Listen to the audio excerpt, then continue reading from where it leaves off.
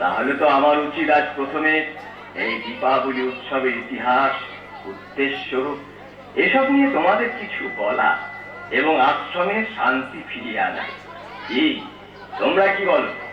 হ্যাঁ স্বামীজি, দীপাবলিতে সবাই আলো জ্বালে, আমরাও তাদের দেখা দেখতে আলো জ্বালি, সবটা হই হুল্লোড় করি, কিন্তু কোন উদ্দেশ্যে, কবে, কোথায় এই উৎসব শুরু হয়েছিল আর কি উদ্দেশ্যেই বা আমাদের এই উৎসব পালন করা উচিত, এসবের কিছুই তো আমরা জানি না স্বামীজি। আপনি যদি দয়া করে কিছু বলেন।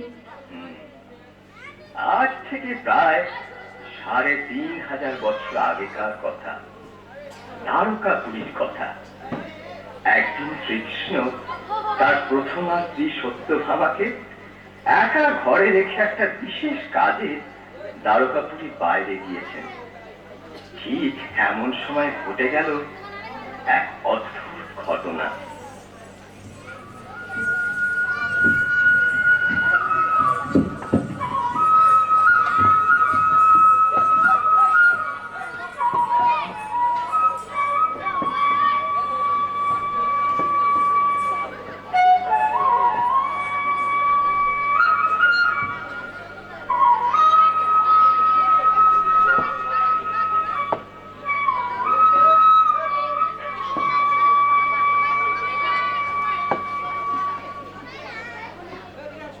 কি হয়েছে দূর? এত হাঁপাচ্ছ কেন? কিছু হয়েছে নাকি?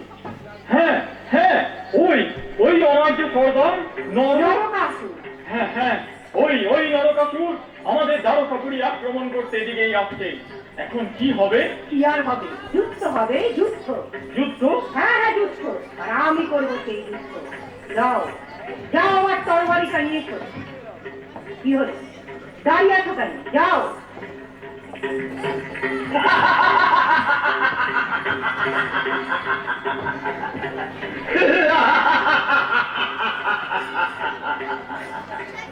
এবার এবার কি হবে নাই? এবার বাঁচাবে তোমাকে, এ বাঁচাবে তোমার এই শখের দ্বারকাপুরী। কেউ নেই, কেউ নেই, কেউ নেই। আছে, আছে? ওই কাউকে দেখছি না তো। তোমার সামনেই তো দাঁড়িয়ে। এবার দেখতে পাচ্ছ?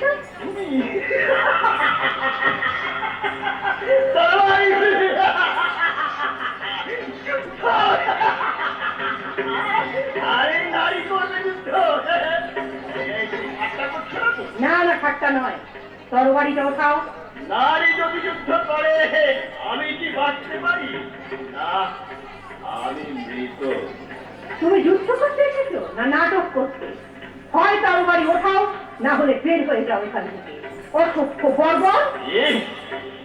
কি বললে? অসভ্য? বের হয়ে যাও।